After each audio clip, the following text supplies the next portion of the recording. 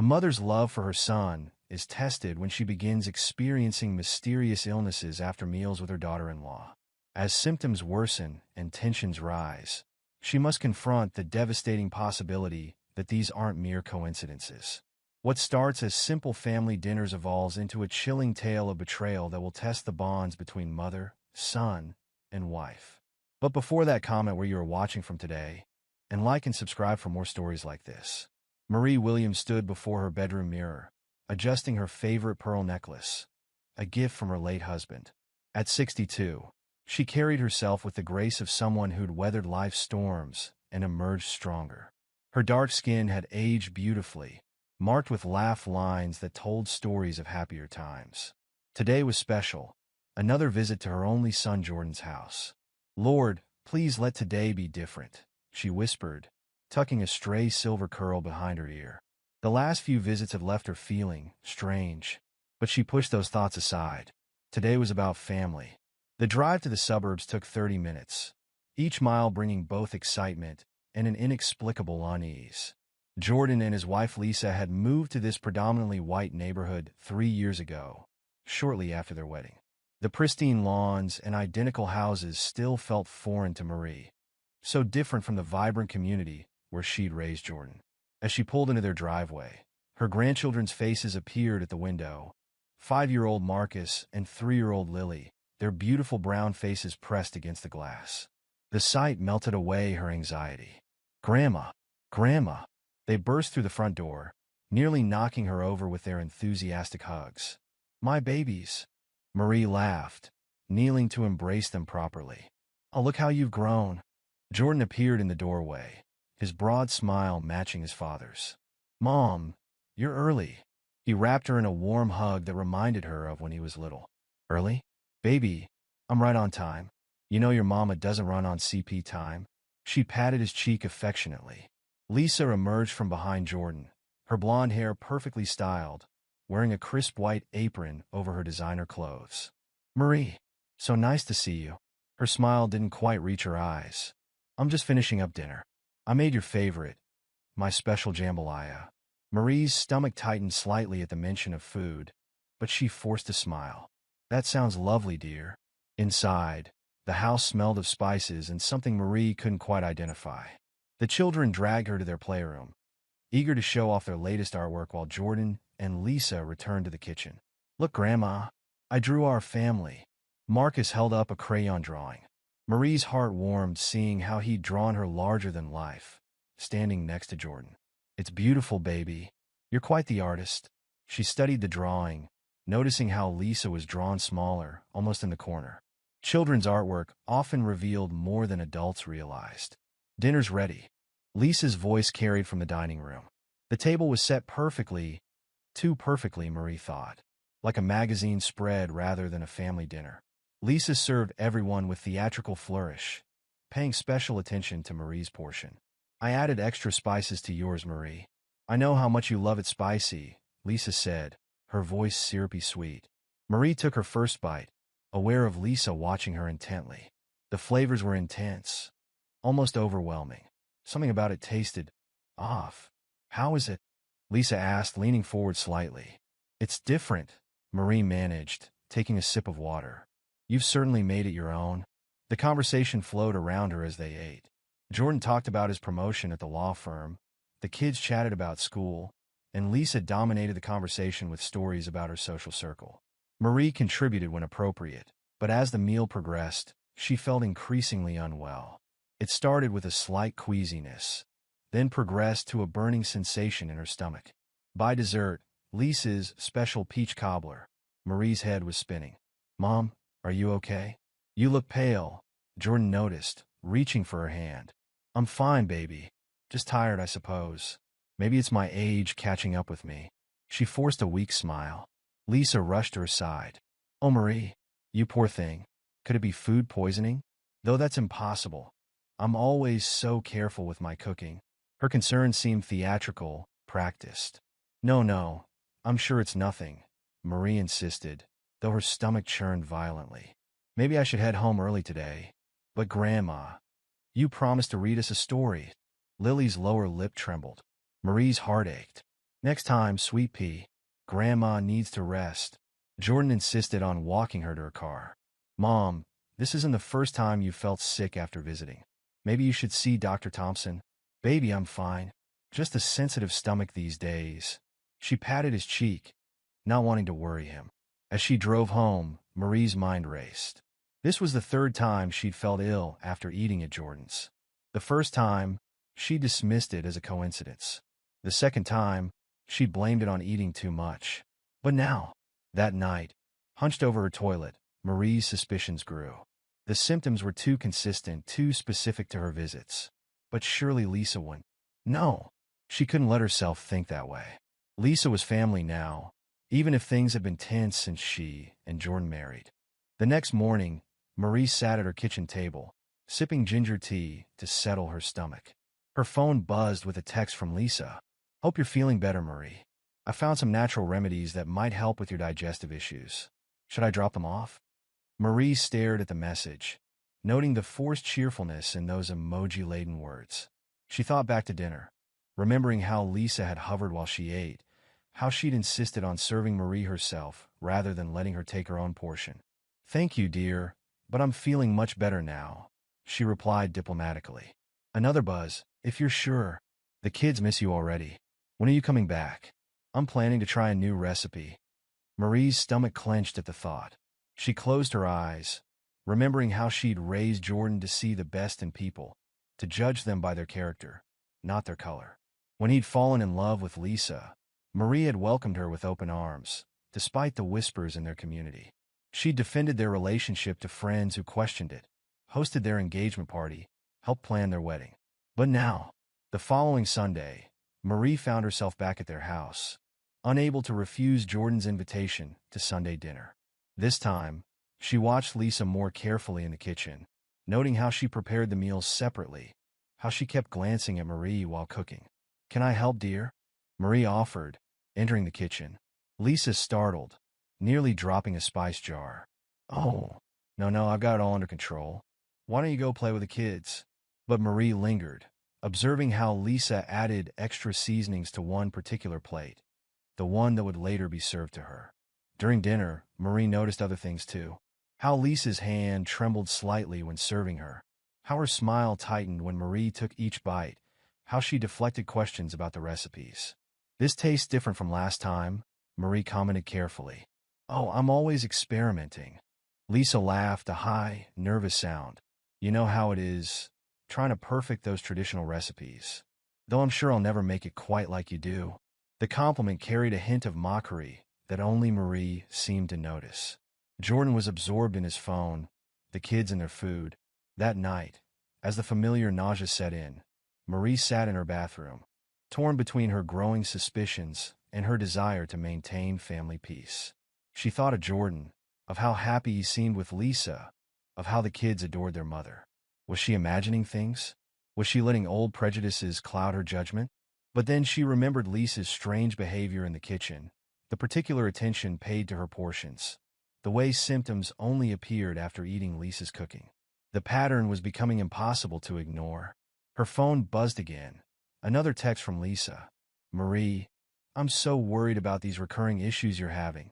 I found this wonderful holistic doctor who might be able to help. Should I make you an appointment? Marie stared at the message, her hands shaking slightly.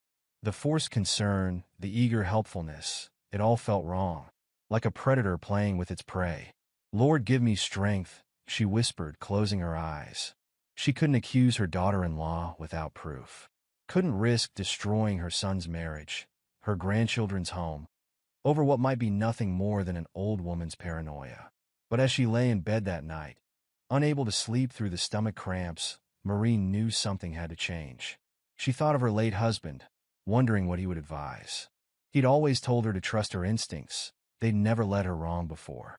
As she drifted off to fitful sleep, Marie's last thought was of Jordan's happy face at dinner, completely unaware of the darkness lurking beneath his perfect family picture.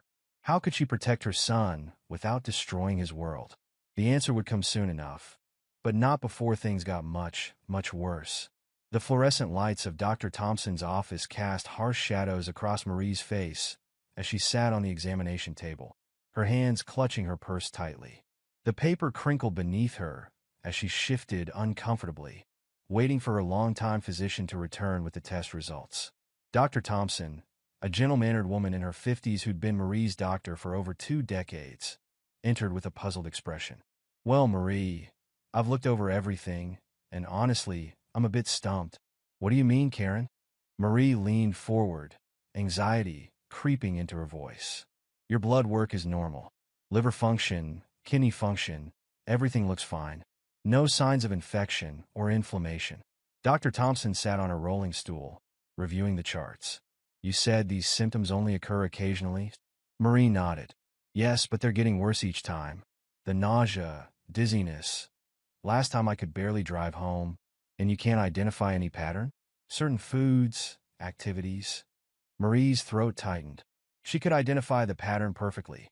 Every episode followed a meal at Jordan and Lisa's house. But how could she explain that without sounding paranoid? It might be related to specific meals," she said carefully. Dr. Thompson made some notes. "Could be a developing food allergy. That's not uncommon at your age. Or," she hesitated, "it could be stress-related. How are things at home? With the family?" Marie forced a smile. "Everything's fine. Jordan's doing well at work. The grandkids are growing so fast. And your daughter-in-law? Lisa, right? How are things with her?" The question hung in the air for a moment. "We're adjusting to each other," Marie finally answered. Dr. Thompson nodded thoughtfully. "Mixed families can be challenging. The stress could be manifesting physically. I'd like you to keep a detailed food diary for the next few weeks. Note everything you eat and any symptoms that follow." On the drive home, Marie's anxiety grew. No medical explanation meant either she was imagining things or something more sinister was at play. Her phone buzzed with a text from Jordan. "Mom, coming over for dinner tomorrow? Lisa's making her special gumbo." Marie's stomach churned just reading the message. But she couldn't avoid these dinners forever without raising suspicions. "Of course, baby. Looking forward to it," she replied, already dreading what was to come. The next evening, Marie found herself once again at Jordan and Lisa's dinner table.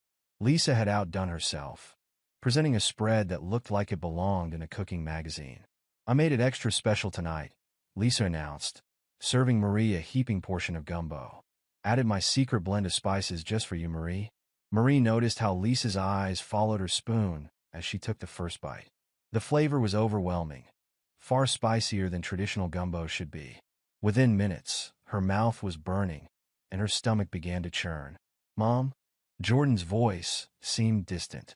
"Mom, are you okay? You're sweating." The room started spinning. Marie gripped the table edge, her heart racing so fast she could hear it pounding in her ears. I don't feel." "Oh my goodness, Marie." Lisa's voice carried fake concern.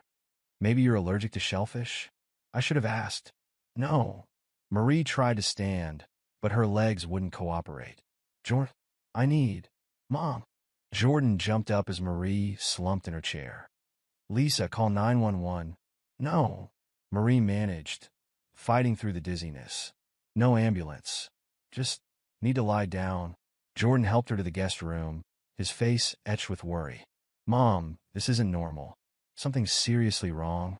"I'll be fine, baby," she assured him, though her heart was still racing. "Just need to rest. Maybe you should avoid spicy food for a while," Jordan suggested, sitting on the edge of the bed. "Or seafood. We can try different meals next time." Marie nodded weakly, knowing it wasn't the type of food that was the problem. As if reading her thoughts, Lisa appeared in the doorway, wringing her hands in apparent concern. "I feel terrible about this," she said. "Let me make you some tea to settle your stomach." "No," Marie said too quickly, then softened her tone. "No, thank you, dear. Just water." Later that night, safe in her own home, Marie started a new notebook. At the top of the first page, she wrote, "Symptoms log." Under it, she detailed everything about the evening's meal. The dishes served, the timing of her symptoms, the intensity. Over the next few weeks, she added more entries. The pattern was undeniable.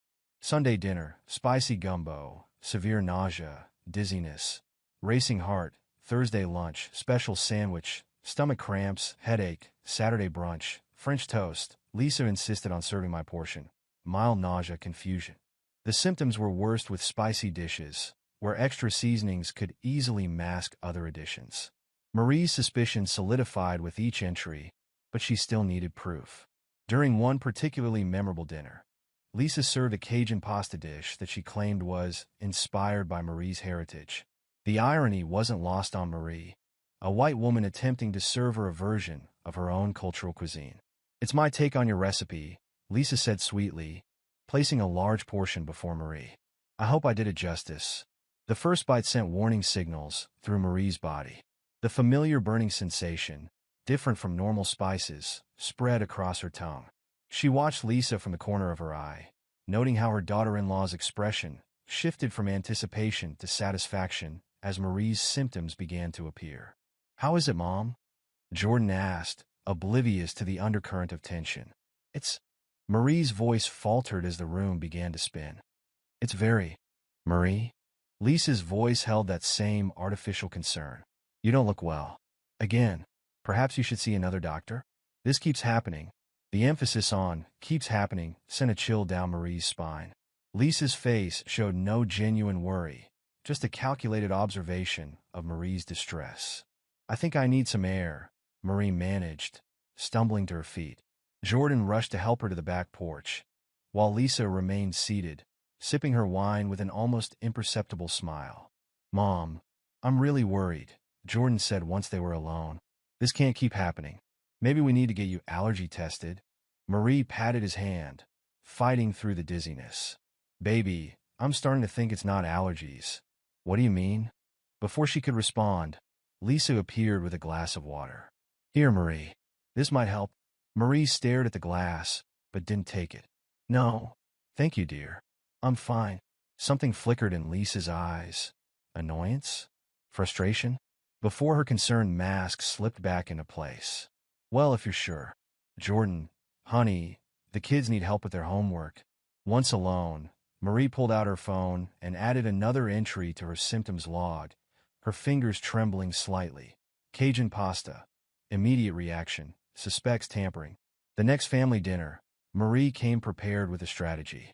As Lisa served her usual oversized portion, Marie engaged in animated conversation with the children, taking only tiny bites and mostly pushing the food around her plate. "You've hardly touched your food, Marie," Lisa observed, her tone sharp despite her smile. "Oh, I had a late lunch," Marie lied, watching Lisa's reaction carefully. "Everything looks delicious, though. But you must try the sauce," Lisa insisted. "I made it specially for you." Marie pretended not to hear, continuing her conversation with Marcus about his school project. She noticed Lisa's knuckles whitening around her fork, the slight twitch in her jaw. By the end of the meal, Marie had eaten less than a quarter of her portion. For the first time in months, she drove home without feeling ill. The revelation both confirmed her worst fears and filled her with a new determination. That night, Marie sat at her kitchen table, surrounded by her symptom logs and a photo of Jordan and the kids. Her son's smiling face brought tears to her eyes. How could she tell him what she suspected? How could she not? Her phone buzzed with a text from Lisa. "So sorry you didn't enjoy dinner tonight, Marie. I'll have to try harder next time to make something you'll actually eat." The passive-aggressive tone was clear. Marie's hands shook as she set the phone down. She was now certain that Lisa was deliberately poisoning her meals, but proving it would be another matter entirely. The next step would require courage and careful planning. Looking at her grandson's crayon drawing still hanging on her fridge, the one where Lisa was drawn tiny in the corner, Marie made her decision. She couldn't let this continue. For her sake, for Jordan's sake, and especially for her grandchildren's sake, she had to find a way to expose the truth. Opening her notebook to a fresh page, Marie began to write out her plan. The next family dinner would be different, very different. And this time, she would be ready. Marie stood in her kitchen early Sunday morning, carefully packing her signature sweet potato casserole into a decorative serving dish. The familiar motions of cooking had always brought her comfort, but today they carried extra weight. Each ingredient she'd measured, each step she'd taken, had been part of a carefully orchestrated plan. "Lord, give me strength," she whispered, adding the finishing touches to the dish. She'd spent the previous night rehearsing her excuse.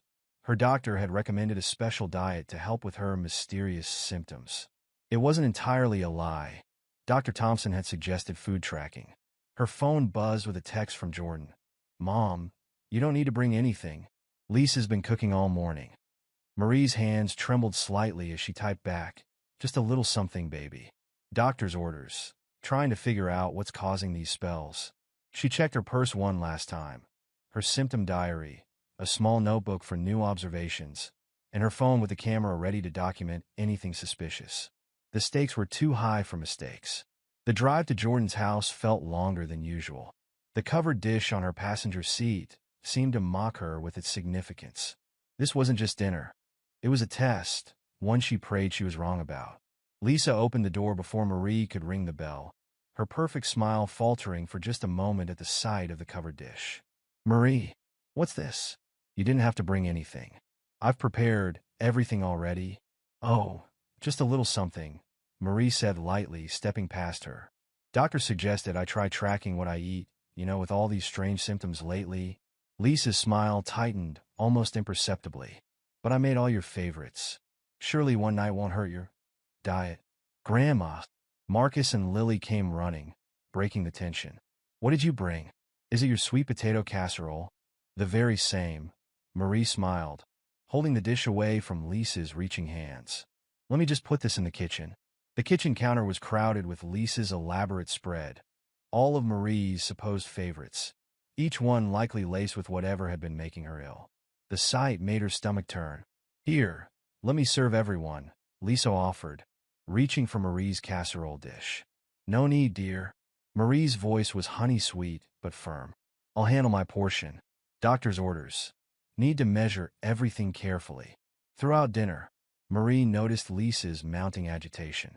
Each time Marie declined one of Lisa's dishes, a tiny muscle twitched in Lisa's jaw. Her daughter-in-law's usual practice smile grew, increasingly strained. "Mom, you haven't tried Lisa's jambalaya," Jordan noted halfway through the meal. "She made it especially for you." "Oh, I wish I could, baby, but I'm trying to be strict with this elimination diet." Dr. Thompson thinks it might help identify what's causing these episodes. Marie patted her son's hand while taking another bite of her own casserole. Lisa's fork clattered against her plate. "It seems rather rude to bring your own food when I've spent all day cooking," she said, her voice tight. "Lisa!" Jordan looked shocked. No, she's right," Marie said smoothly. "I should have called ahead. I just got so worried after that last spell. You remember, Lisa? When I could barely stand?" Lisa's face flushed. "That was probably just food poisoning, though I'm always so careful with my cooking." The emphasis on the word careful sent chills down Marie's spine. "Speaking of which," Marie continued, watching Lisa closely, "I noticed you're not eating the jambalaya either, Lisa. Not feeling well?" For a split second, something dark flashed across Lisa's face before she composed herself. "Oh, I had a big lunch while cooking. You know how it is, tasting everything." Marie noted how Lisa had served herself from a different pot than the one she'd used for Marie's portion. Another piece of the puzzle clicked into place. As the evening progressed, Marie felt clear-headed and strong. No dizziness, no nausea, no racing heart. The contrast with her previous visits was stark. She caught Lisa watching her several times, her daughter-in-law's expression growing colder when she thought no one was looking. In the kitchen, while helping to clear dishes, Marie overheard Lisa on the phone. "No, she didn't eat any of it. Brought her own food." "I know. We'll have to try something else." Marie quickly stepped back into the dining room, her heart pounding. She needed to document everything while it was fresh in her mind. "Excuse me," she said, heading to the bathroom with her purse. Inside, she quickly wrote in her notebook, "Sunday dinner. Brought own food." Lisa agitated when I declined her cooking. Serving from separate pots. Phone conversation about trying something else. No symptoms. When she returned, Lisa was serving dessert, a beautiful chocolate cake that made the children squeal with delight. "Just one small piece, Marie." Lisa held out a plate, her smile not reaching her eyes. "For old time's sake?" "No thank you, dear. Trying to avoid sugar too." Marie watched as something like fury flickered across Lisa's face. Jordan noticed the tension. "Mom, is everything okay?" You've never turned down chocolate cake before. Just following doctor's orders, baby. Better safe than sorry. Marie squeezed his hand reassuringly. Later, as Marie prepared to leave, she felt stronger than she had in months. No symptoms, no weakness, just clarity and a growing certainty about what she had to do next. Let me pack you some leftovers, Lisa insisted. One last attempt. Oh no, I couldn't. My diet, you know. Marie hugged her grandchildren goodbye, watching Lisa's hands clench and unclench at her sides. In her rearview mirror, Marie saw Lisa standing in the doorway, her usual facade cracked to reveal something cold and calculating beneath. Jordan stood beside her, oblivious, waving goodbye to his mother. At home, Marie sat at her kitchen table, surrounded by her notes and observations. The evidence was circumstantial but compelling. Lisa's insistence on serving her, the separate cooking pots, the phone conversation, the dramatic change in symptoms when she avoided Lisa's food. Her phone buzzed with a text from Lisa. Marie, I hope you're not avoiding my cooking because you think there's something wrong with it. That would be a terrible accusation to make. The thinly veiled threat made Marie's blood run cold. This wasn't just about making her ill anymore. This was a power play, a calculated attempt to drive her away from her son and grandchildren. Marie thought about Jordan, about how devastated he would be when he learned the truth. But she couldn't protect him by staying silent. Whatever Lisa was putting in her food could eventually cause serious harm, or worse. Opening her symptom diary, Marie began a new entry. Plan for next steps. She had to be smart about this, had to find a way to expose Lisa without destroying her family in the process. But first, she needed concrete proof. Looking at the family photo on her wall, taken at Jordan and Lisa's wedding, before all this began, Marie felt tears welling up in her eyes. How had they gotten here? What had driven Lisa to such calculated cruelty? Another text buzzed through. The children missed having you try my cooking today. Maybe next time you'll feel more comfortable eating what I prepare. Families should trust each other, don't you think? Marie's hands shook as she set down her phone. The message was clear. This wasn't over. If anything, by refusing Lisa's food, she'd escalated the situation. But at least now she knew for certain. Her daughter-in-law was deliberately poisoning her, and she had to find a way to prove it before things got worse. Running her fingers over the lace tablecloth, Marie began to formulate her next move. She couldn't continue playing defense. It was time to confront Lisa directly. The thought terrified her, but she had to protect her family, even if it meant facing an uncomfortable truth.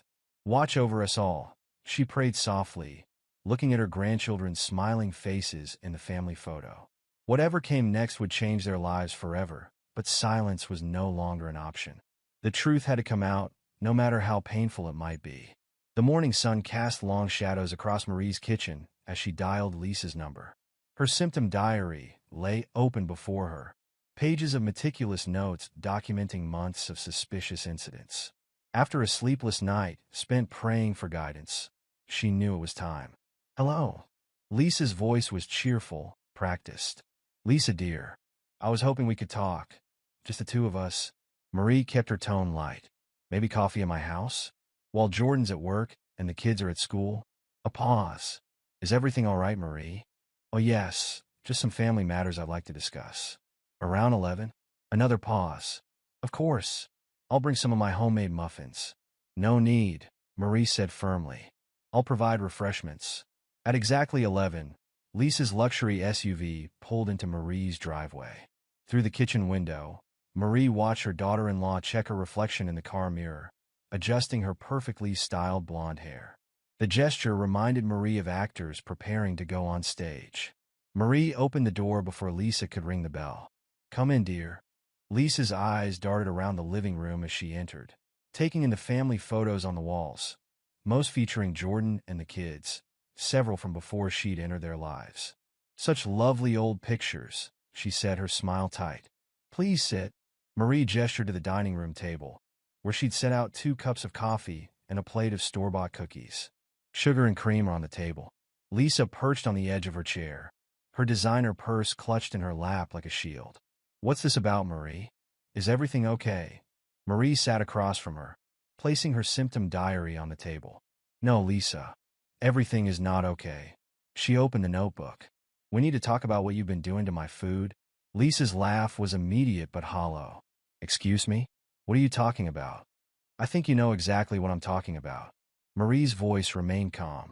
For months now, I've been getting sick after eating your cooking. Only your cooking? That's ridiculous. Lisa's voice rose slightly. Are you actually accusing me of what? Poisoning you? That's insane. Is it? Marie began turning pages in her diary. February 15th. Severe nausea and dizziness after your special gumbo. March 3rd. Racing heart and confusion after eating your casserole. March 24th. Could barely drive home after your spicy pasta. She looked up. Should I continue? This is absurd. Lisa stood up. You're obviously having some kind of episode. Maybe we should call Jordan. Sit down, Lisa.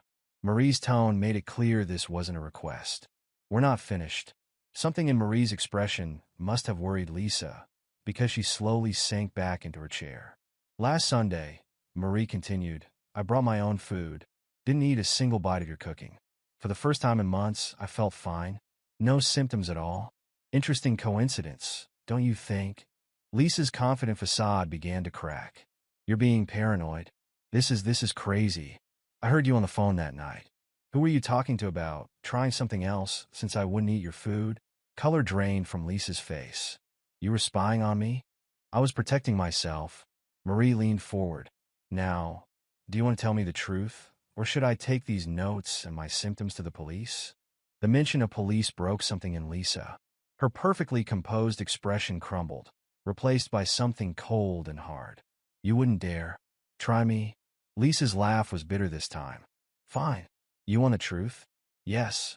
I've been adding things to your food. Nothing lethal. Just enough to make you sick, to make you think twice about coming around so often. Despite having suspected it for months, hearing the confession stunned Marie. Why? She whispered. I welcomed you into our family. I defended you to everyone who questioned Jordan marrying a white woman. I loved you like a daughter. Love me like a daughter. Lisa's voice dripped with contempt. You've been trying to control Jordan since the day we met.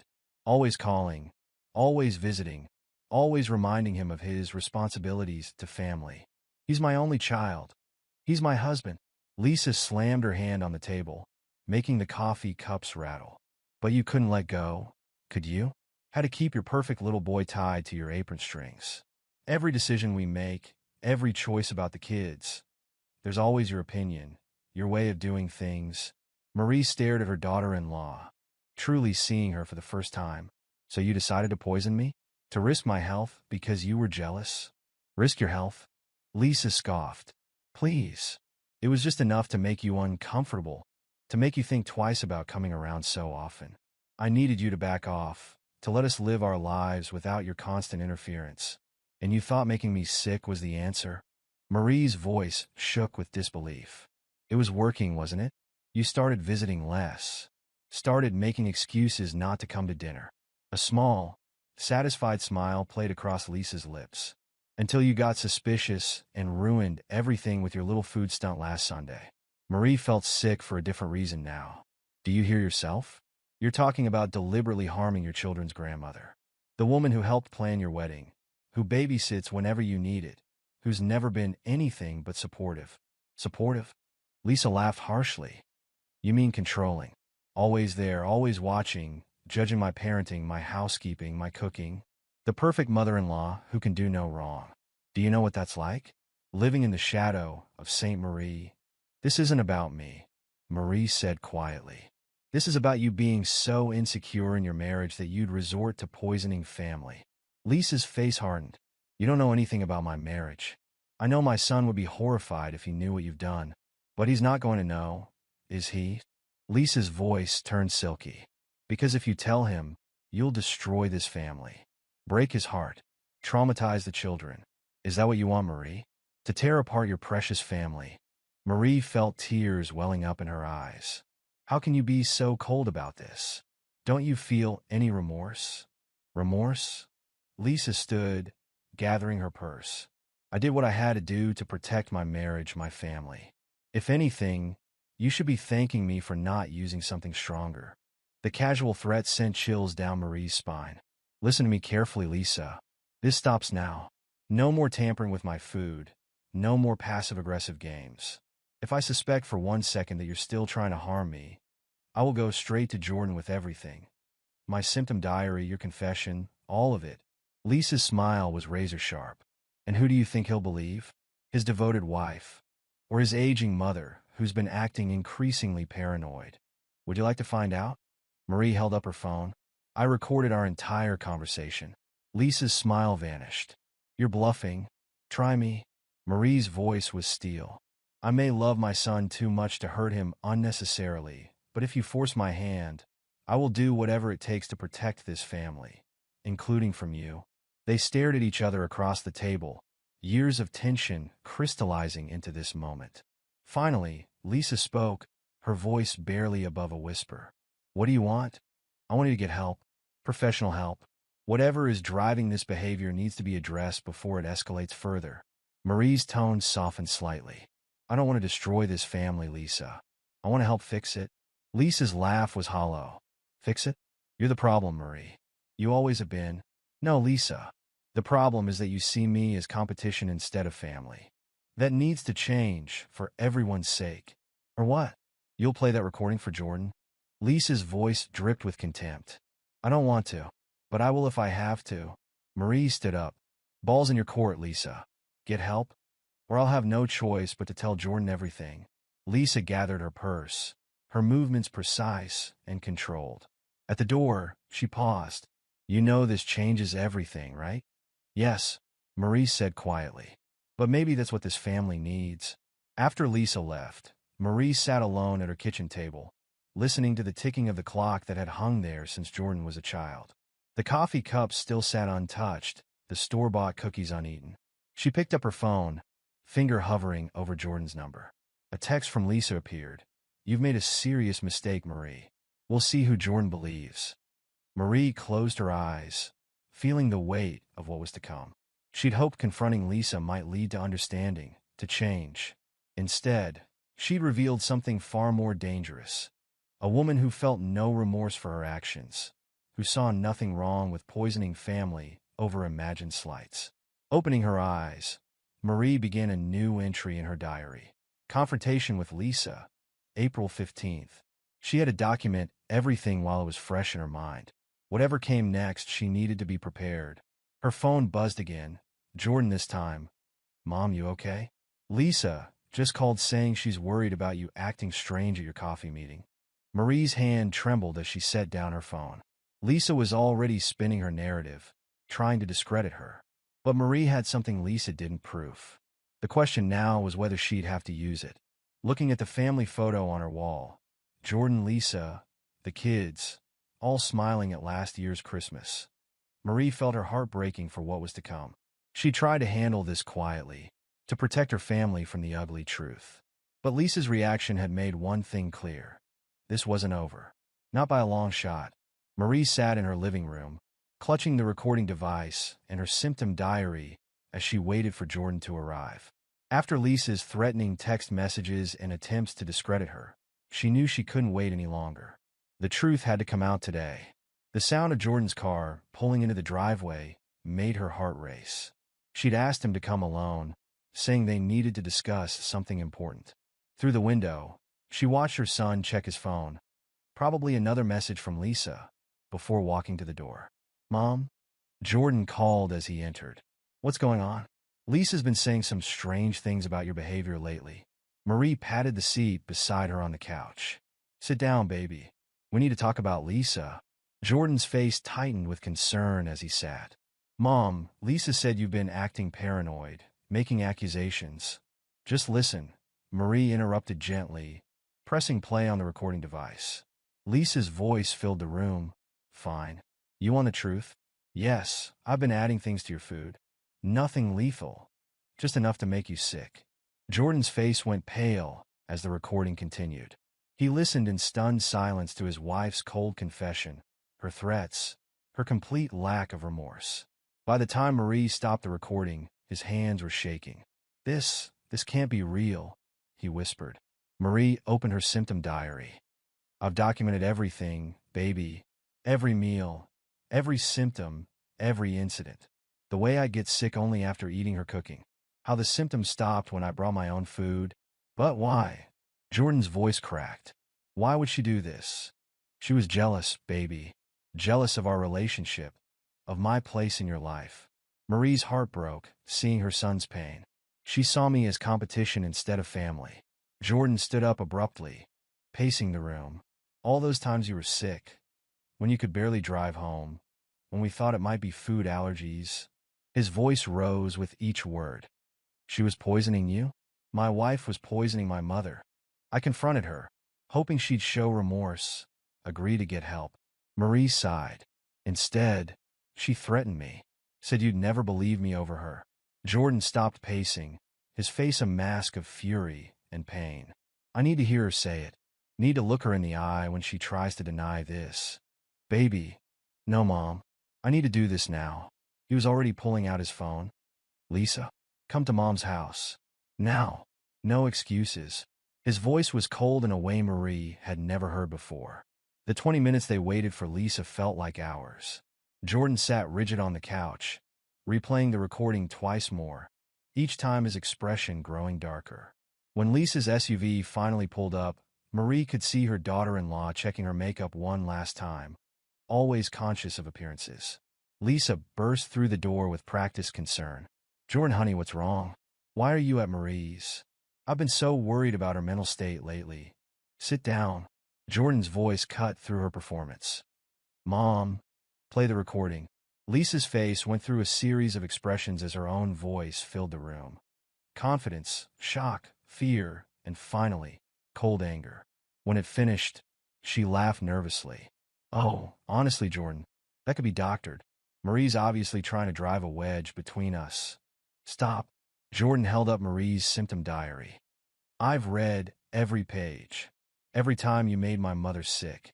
Every time you watched her suffer and pretended to care. Every time you put something in her food and smiled while she could barely stand. Jordan, baby, you can't possibly believe. I said stop. Jordan's voice shook with rage. You admitted it on tape, Lisa. You threatened my mother. You deliberately poisoned her because you were jealous. Lisa's sweet facade cracked. She was suffocating us. Always there, always interfering, acting like she knew better than me about everything. So you try to poison her? Jordan stood up, towering over his wife. The mother of your children's father? The woman who welcomed you into our family. She never welcomed me. Lisa screamed, her composure finally shattering. She just pretended, always watching, judging, making me feel like I wasn't good enough for her precious son. Marie started to speak, but Jordan held up his hand. Mom never did any of those things. This was all in your head. And instead of talking to me about it, instead of getting help, you decided to slowly poison my mother. It wasn't poison, Lisa protested weakly. Just things to make her uncomfortable, to make her visit less. Things that made her so sick she could barely drive. Things that made her heart race and her head spin. Jordan's voice was deadly quiet. What if she'd had an accident driving home? What if she'd fallen? What else were you planning to put in her food? Lisa's face hardened. Everything was fine until she started getting suspicious. If she'd just stayed away like she was supposed to. Jordan laughed bitterly. She's my mother, Lisa, the grandmother of our children. What were you thinking? I was thinking about protecting our family. By poisoning part of our family? Jordan shook his head in disgust. Pack a bag when you get home. I want you out of the house tonight. Lisa's mouth fell open. What? You can't be serious. I've never been more serious. Jordan's voice was ice. I want you out. I'll have my lawyer contact you about separation papers. You're choosing her over me? Your own wife. I'm choosing not to stay married to someone who would deliberately harm my mother. Someone who shows no remorse for what they've done. Jordan turned away from her. What else are you capable of? What if the kids did something to make you jealous? Would you poison them too? Lisa recoiled as if slapped. I would never hurt the children. You hurt their grandmother. You watched her suffer and smiled. How can I ever trust you again? Jordan's voice broke. How can I leave my children with someone capable of that? Marie watched as the reality of what she'd done finally seemed to hit Lisa. Her daughter-in-law sank into a chair, her perfect makeup streaked with tears. Jordan, please, she whispered. We can work this out. I'll get counseling. I'll apologize. I'll do anything. It's too late. Jordan turned to his mother. Mom, I am so sorry. I should have seen it. Should have realized. No, baby. Marie took his hand. Lisa hit it well. She made sure I thought I was imagining things for a long time. Lisa stood up suddenly, her face contorted with rage. This is exactly what you wanted, isn't it, Marie? To turn my husband against me? To destroy my marriage? No, Lisa, Marie said quietly. You did that all on your own. I won't let you take my children, Lisa snarled. I'll fight you both. I'll tell everyone how you're trying to destroy our family. The only one destroying this family is you, Jordan interrupted. And you won't be taking the children anywhere. Not until you get professional help and prove you're not a danger to them. A danger? I'm their mother, and I'm their father. And right now, I don't trust you with them. Jordan's voice was final. Go home. Pack your things. My lawyer will contact you. Lisa stared at them both, mascara running down her cheeks. For a moment, Marie thought she saw genuine pain in her daughter-in-law's eyes. But then it was replaced by that same cold calculation she'd seen during their confrontation. You'll regret this, Lisa said quietly. Both of you. She turned and walked out, her heels clicking on the hardwood floor. After she left, Jordan collapsed onto the couch, his head in his hands. How did I not see it? How did I let her do this to you? Marie sat beside him, pulling him close like she used to when he was little. Baby, she fooled everyone. She was very good at hiding who she really was. The kids. Jordan looked up, his eyes red. How do I tell them? How do I explain that their mother? We'll figure it out together, Marie assured him. One day at a time. Jordan picked up Marie's symptom diary, flipping through the pages of documented incidents. I keep thinking about all these times you were sick. All the times I watched you suffer and did nothing. You didn't know, baby. But when you found out the truth, you did the right thing. Marie squeezed his hand. That's what matters. Jordan's phone buzzed repeatedly, messages from Lisa. He turned it off without reading them. I need to get home, get the kids from the sitter before Lisa does. I don't want them there when she's packing. Marie nodded. Do you want them to stay here tonight? Would you mind? Just until I can figure out what to tell them. Of course not, baby. They're always welcome here. You all are. Jordan stood, looking more tired than Marie had ever seen him. I'll go get them now. And Mom? He turned to her. I'm so sorry, but thank you for being brave enough to tell me the truth. After Jordan left, Marie sat alone in her living room, looking at the family photos on her walls. So many happy memories, now tainted by the knowledge of what Lisa had been doing. But as she thought about Jordan's reaction, his immediate choice to protect his family, his strength in confronting Lisa, she felt a surge of pride. Her phone buzzed with a final text from Lisa. This isn't over. You've made a huge mistake. Marie didn't respond. Instead, she went to prepare the guest rooms for her grandchildren. There would be hard days ahead, difficult conversations, and legal battles to face. But for now, she could focus on what mattered most, helping her family heal from this betrayal. Looking at her symptom diary one last time, Marie closed it firmly. She wouldn't need it anymore. The truth was out, and while it had shattered their family's perfect facade, it had also freed them from something far more toxic than whatever Lisa had been putting in her food. Sometimes, she thought, a family had to break apart to truly heal. 2 months after the confrontation, Marie sat on her back porch watching Marcus and Lily play in the yard. The summer flowers were in full bloom, their sweet scent carrying on the warm breeze. The children's laughter, once rare in the tense atmosphere of recent months, now filled the air freely. Jordan emerged from the house, carrying 3 glasses of lemonade on a tray. He'd been staying at Marie's house with the kids since the separation, finding comfort in the familiar surroundings of his childhood home. The lawyer called, he said quietly, setting down the tray. Lisa's contesting the separation terms. Marie watched her grandchildren chase butterflies, their faces carefree despite the turmoil of recent weeks. What does she want? Joint custody, no supervision requirements. Jordan's voice was tight, and she wants to try couples counseling again. Says she's changed, that she understands what she did wrong. And what do you think, baby? Jordan sighed, running a hand through his hair. a gesture so like his late father that it made Marie's heart ache. I think some things can't be fixed with counseling, Mom. How can I ever trust her again? How can I look at her without seeing what she did to you?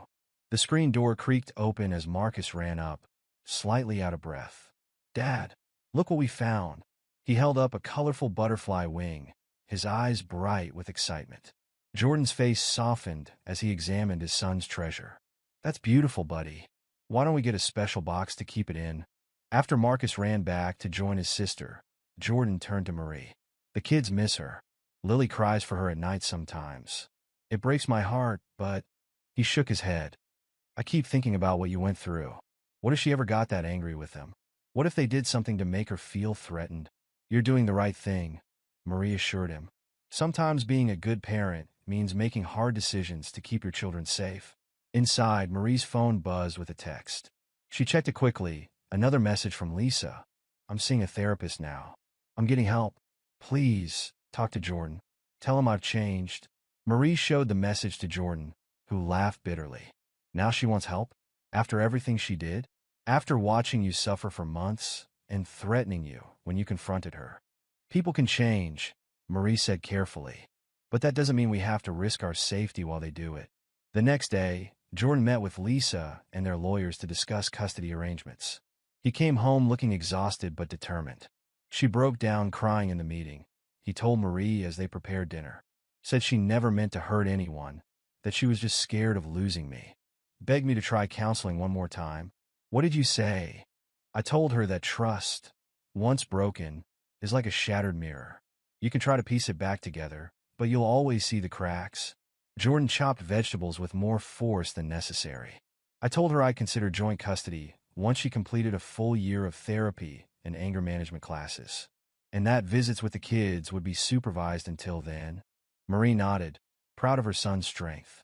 How did she take that? About as well as you'd expect. Accused me of being cruel, of punishing her unfairly. He set down the knife. But then something changed. It was like she finally realized what she'd done, what she'd lost. She agreed to the terms. Over the following weeks, a new routine emerged. The kids stayed with Jordan at Marie's house during the week, visiting Lisa on weekends under the supervision of a court-appointed monitor. Marie threw herself into being there for all of them, cooking favorite meals, helping with homework, providing a shoulder to cry on when needed. One evening, as they sat doing art projects at the kitchen table, Lily looked up at Marie with serious eyes. Grandma, is Mommy sick? Marie exchanged a glance with Jordan before answering carefully. Your mommy is working on feeling better, sweet pea. Sometimes grown-ups need help to make better choices. Is that why we can't live with her right now? Jordan pulled his daughter onto his lap. Yes, honey. Mommy needs time to work on herself. And while she does that, we're going to stay here with Grandma where it's peaceful and safe. I like it here, Marcus chimed in, not looking up from his drawing. Grandma makes better food anyway. The innocent comment made them all freeze for a moment before Marie managed a warm smile. That's because everything tastes better when we cook it together with love. Later that night, after the kids were asleep, Jordan found Marie in the kitchen, baking cookies for the children's lunchboxes. You know what Marcus said got me thinking, he admitted, stealing a warm cookie. All those times Lisa insisted on cooking, on serving everything herself. How did I not see it? She was careful, baby, and you wanted to believe the best about her. That's not a flaw. It's one of your finest qualities. Marie patted his cheek. You just need to balance it with wisdom. The next day brought another development.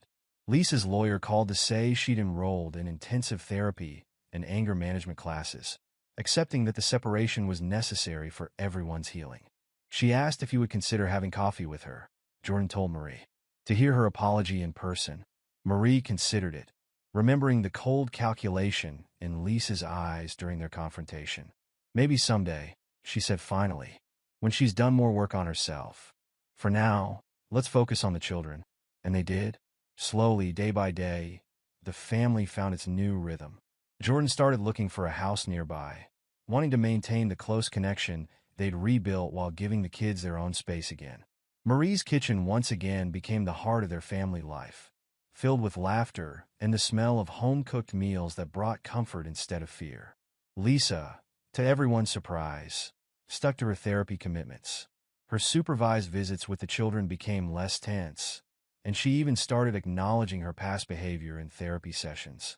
The therapist says she's doing the work, Jordan told Marie one evening, really confronting her jealousy and control issues. But the trust is still broken, Marie finished. Yeah. Jordan stared into his coffee. I don't think I can ever go back to her, Mom. Even if she changes completely, I'll always remember what she did to you. What she could have done to the kids if we hadn't caught her. Marie squeezed his hand. You don't have to go back, baby. Sometimes love means knowing when to walk away.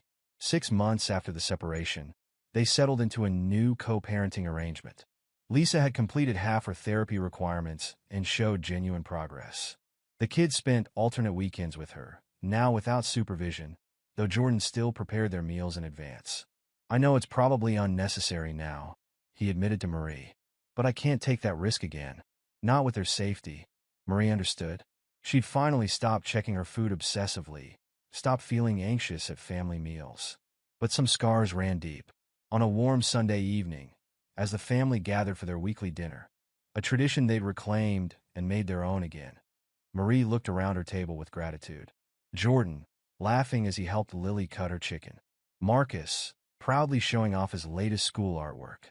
The empty chair where Lisa used to sit no longer felt like a wound, but like a reminder that sometimes losing something toxic made room for something healing to grow. Grandma, Lily called, breaking into her thoughts. Can we make your special cookies for the school bake sale? Of course, Sweet Pea. We'll make them together.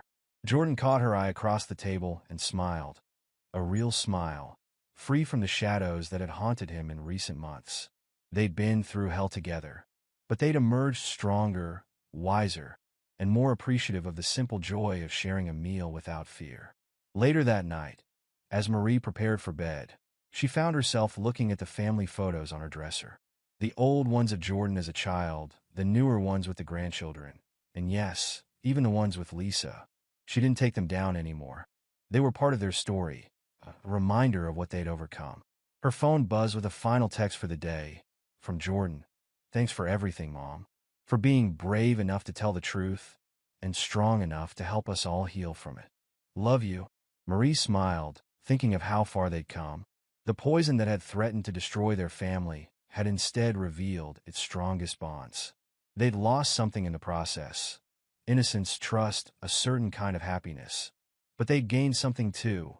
Wisdom, strength, and a deeper appreciation for the love that had seen them through. Tomorrow would bring new challenges. Lisa would continue her journey toward healing. The children would have more questions, and Jordan would keep navigating his path as a single father. But tonight, in this moment, Marie felt at peace. They were safe. They were together. They were healing. And sometimes, she thought as she drifted off to sleep, that was the greatest victory of all.